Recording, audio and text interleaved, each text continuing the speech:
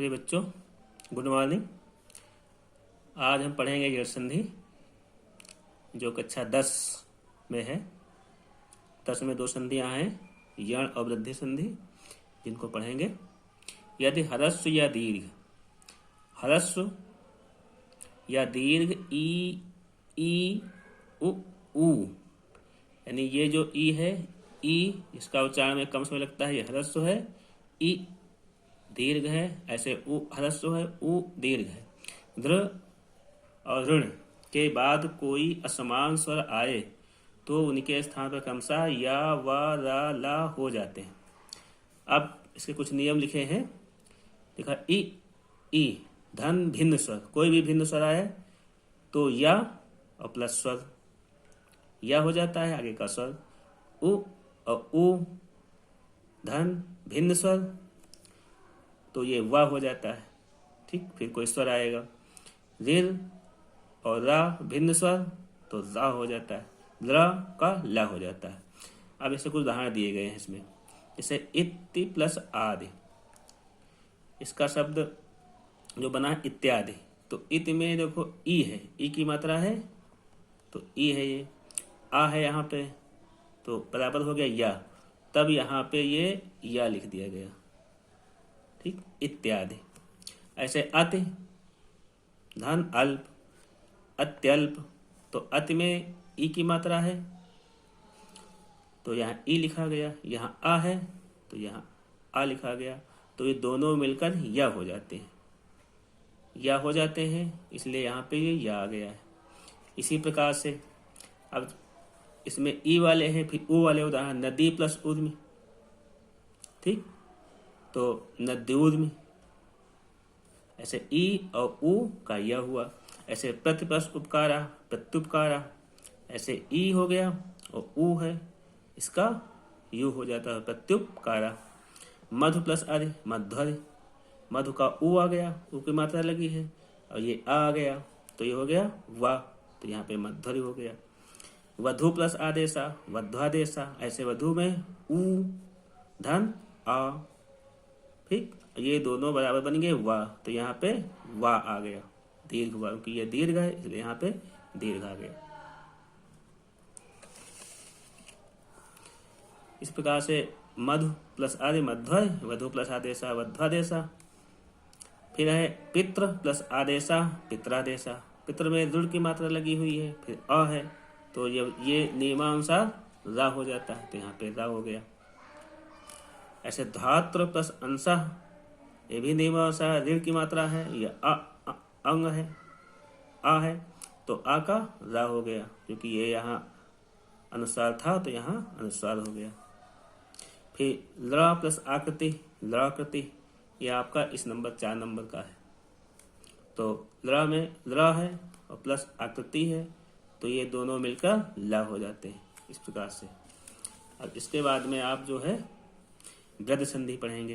वृद्धि का नाम सुनकर ही लगता है वृद्धि, यानी वृद्धि का नाम सुनकर लगता है वृद्धि, नहीं, बड़े अच्छा लिखा है। जब अ या आ के बाद ए आए तो आए हो जाता है, और जब ओ आओ आए तो आओ हो जाता है। यहाँ पे ये नियम लिख देंगे, अ या आ के बाद ए या आए तो आए, अ या आ के बाद ओ या आओ आए तो आओ। इस अब उदाहरण है, सदा प्लस एव तो सदैव, तो इसमें आ है दीर्घ और यहाँ पे ए है तो आय हो गया। ऐसे अद्य प्लस अव अद्यव, यहाँ पे अद्या में आ है और फिर यहाँ पे ए है, क्योंकि ये अक्षर इसलिए नहीं बताया ना, द्या जो ये द आया है, ये सब स्वर की सहायता से लिखे जाते हैं, इसलिए इसमें आ है, तो यहाँ ए हो गया। फिर महा प्लस ओजा, महोजा, तो यहाँ पे आ हो गया, फिर ओ हो गया, तो ये आओ बन गया, ये इस नियम में है। गंगा प्लस ओगा, गंगौदा, ये भी इस नियम में है। आ प्लस ओ बराबर आओ। वन प्लस औषधि, वनौषधि,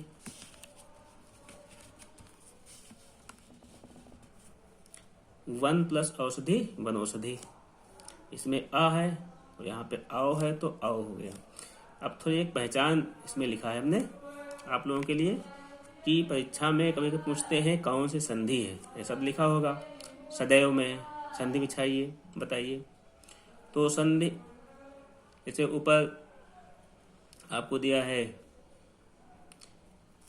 सबसे ऊपर आपने पढ़ा था इत्यादि, इत्यादि में संधि बताइए। तो ऊपर यण संधि में एक नियम निकल के आया, जिन शब्दों के मध्य में या व रा हो तो वहां पे यण संधि होगी। जैसे इत्यादि शब्द देखेंगे, जब इत्यादि में देखेंगे तो बीच में हमको या मिल रहा है। ऐसे इस नियम में या होगा, वा होगा, रा होगा, ये बीच में हो सकते हैं। और तो इन वर्णों को देख करके हम तुरंत यण संधि निश्चित कर लेते हैं। ऐसे व्रत संधि, यदि शब्द पर आए और आओ की मात्रा लगी है, कोई भी शब्द यहाँ पे गंगौधा यानी आओ की लगी है मात्रा, ठीक, सदैव आय की मात्रा लगी है, तो ये मात्राओं को देखकर हम तुरंत ये निश्चित कर लेंगे कि यहाँ पे वृद्धि संधि है। इस प्रकार से कुछ संक्षिप्त नियम आपके लिए हैं इसमें।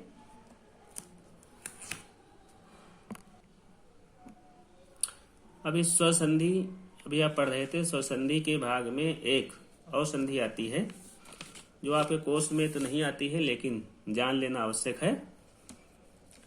देखते हैं अयाद संधि। जब ए आए ओ आओ के बाद कोई भी स्वर आए तो क्या होता है, ए का आय हो जाता, आय का आय हो जाता, ओ का आओ हो जाता, आओ का आओ हो जाता। बस ये दो रूल बनाए गए हैं। इनके बाद में अब कोई आते हैं ए 1 2 3 4, 1 2 3 4, 4 वर्ण आपके यहाँ है। तो ए का आय, आय का आय, क्योंकि ह्रस्व है तो ह्रस्व में लिखा गया आय, और ये दीर्घ है तो आय दीर्घ में कर दिया। ऐसे ओ का ह्रस्व में आओ और आओ का आओ। ऐसे है चैनम, तो चे प्लस अनम विच्छेद होगा, क्योंकि जहां पे या मिल जाए, अभी आपको बताया था या मिल जाए तो वहां पे आप क्या लिख देंगे, यड़ संधि।